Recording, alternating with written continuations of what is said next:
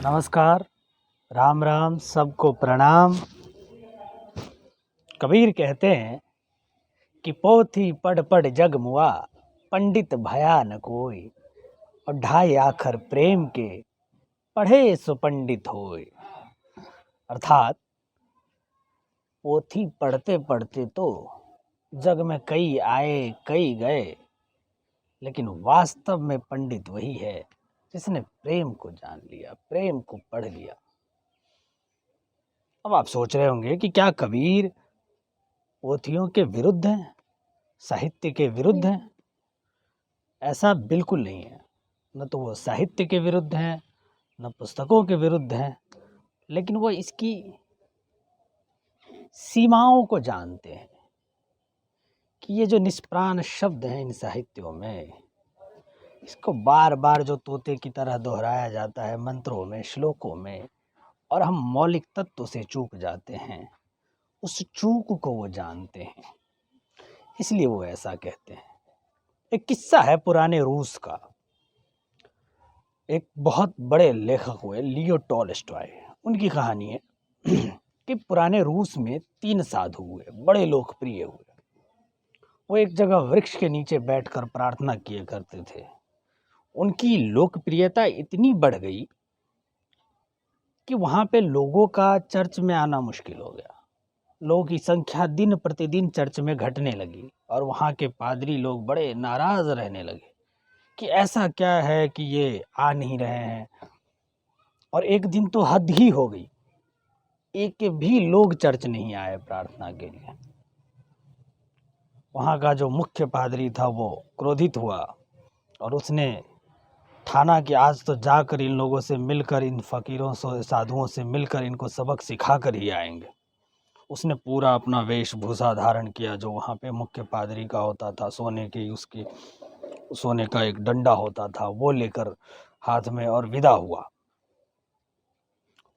वो साधु थोड़े दूरदांत जगह पे रहते थे। एक नदी को पार करके उस जगह तक वो पहुंचा और पहुंचकर पहला प्रश्न किया, क्या क्या तुम तीनों ही वो साधु हो जिसके कारण लोग चर्च नहीं आ रहे हैं? उन लोगों ने बड़ी विनम्रता पूर्वक हाथ जोड़कर कहा, कौन साधु साहब? ये लोग कहते हैं कि हम साधु हैं, हम तो मामूली लोग हैं। तो पादरी ने अगला सवाल किया, अच्छा तुम अपनी बाइबिल दिखाओ, तुम्हारी बाइबिल कहाँ है? उन तीनों ने सर झुका लिया और कहा, कौन सी बाइबिल, हम पढ़े लिखे ही नहीं हैं, अनपढ़ हैं, हम कहाँ से बाइबिल पढ़ेंगे? पादरी ने सोचा, अच्छा बेटा तो अनपढ़ हो, आज तो सबक सिखाएंगे अच्छे से। फिर कहा, अच्छा तुम वो प्रार्थना ही सुना दो जो चर्च में कहा जाता है। प्रार्थना का बड़ा महत्व है कि कहा जाता है कि स्वयं ईसा मसीह को ईश्वर ने खुद आकर प्रार्थना सिखाई थी।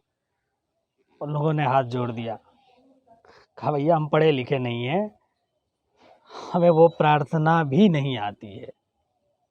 पारसी ने कहा, अच्छा तो फिर तुम करते क्या हो? लोगों ने बड़े सकुचाते हुए कहा, हम ने खुद से ही अपनी एक प्रार्थना बना ली है, वही कहते हैं। पारसी को,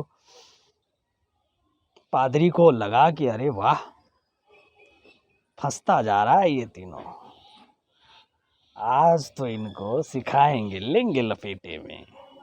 तो पादरी ने कहा कि अच्छा ठीक है, वही प्रार्थना सुना दो कि भाई तुम कहते क्या हो।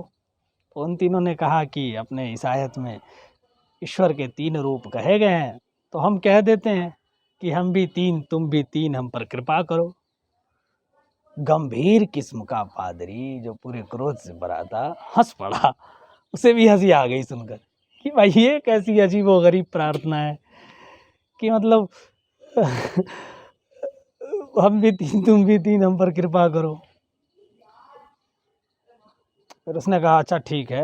उन तीनों साधुओं ने बड़े विनम्रता पूर्वक कहा कि महाराज हमारी वाली छोड़िए, हम ऐसे ही, हम मूर्ख लोग हैं, कुछ भी कहते हैं, आप अपनी वाली सिखा दीजिए हमें।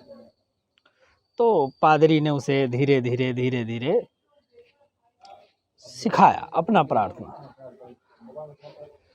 तो वो प्रार्थना वह बार बार दोहराने लगे तीनों, फिर भी कुछ भूल जाते।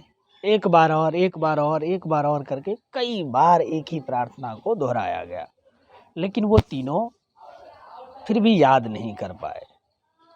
आखिर में थक हार कर पादरी ने कहा कि देखो, यहाँ तो इतना सिखा दिया है, अब कभी कभी चर्च भी आ जाया करो, वहाँ भी सिखा देंगे, आते रहा करना। और ये सब कहकर अभिमान से भरकर पादरी चल पड़ा कि आज तो हमने इन फकीरों की पोल खोल दी। वो नदी में नाव में विदा हुआ। आधी नदी क्रॉस की ही होगी कि उसे एक शोर सुनाई दिया कि लोग शोर कर रहे हैं, हल्ला कर रहे हैं। भाई ऐसा क्या हो गया? उसने देखा पलटकर, तो वो तीनों फकीर दौड़े आ रहे हैं और पानी पर ऐसे दौड़ रहे हैं जैसे कि जमीन पर दौड़ रहे हों। पादरी के हाथ में जो डंडा था वो छूट गया। चौंक गया वो कि अरे ये क्या हो रहा है, ऐसा तो इससे पहले सिर्फ ईसा मसीह ने ही किया था। फिर वो लोग नजदीक आकर कहा उन्होंने कि भैया, मैं कह रहा हूँ कि ये होगा, ये कह रहा है कि वो होगा, वो कह रहा है कि वो होगा, हम फिर से कंफ्यूज हो जा रहे हैं प्रार्थना में। ऐसा करिए कि आप एक बार और सिखा दीजिए। पादरी ने सरेंडर करते हुए, समर्पण करते हुए कहा, भैया माफ़ कर दो, बल्कि मैंने अब तक जो सिखाया तुम उसे भी भूल जाओ, और मैं तो सोच रहा हूँ कि अब मैं भी तुम्हारी वाली ही प्रार्थना किया करूँगा, क्योंकि तुम्हारी प्रार्थना सुन ली गई है। मतलब समझ रहे हैं आप? ये होती है प्रेम की ऊंचाई, जहाँ ऐसी निष्कपटता होती है, ऐसी विनम्रता होती है, जहाँ पे भाषा, व्याकरण, शब्द अपनी सीमाओं को खो देते हैं।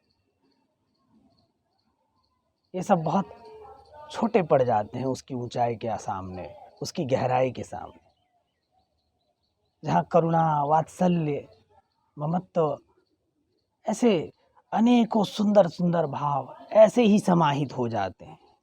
भक्ति भी।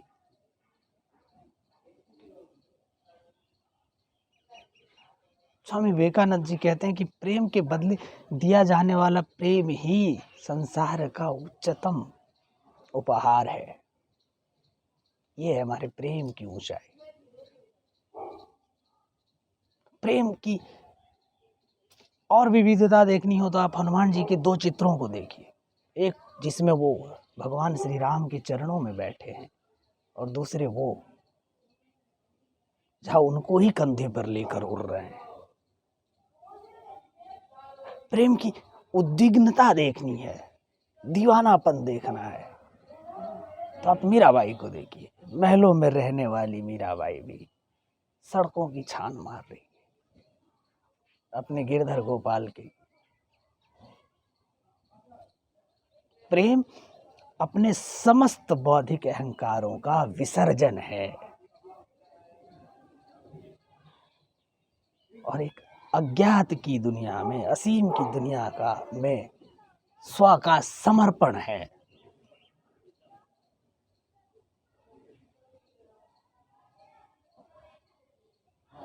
जहां आंख से छलकने वाला आंसू भी जलाभिषेक हो जाता है,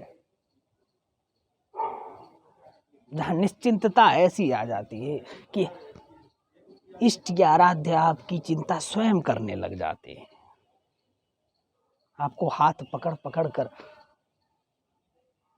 दर्शन करवाने लगते हैं।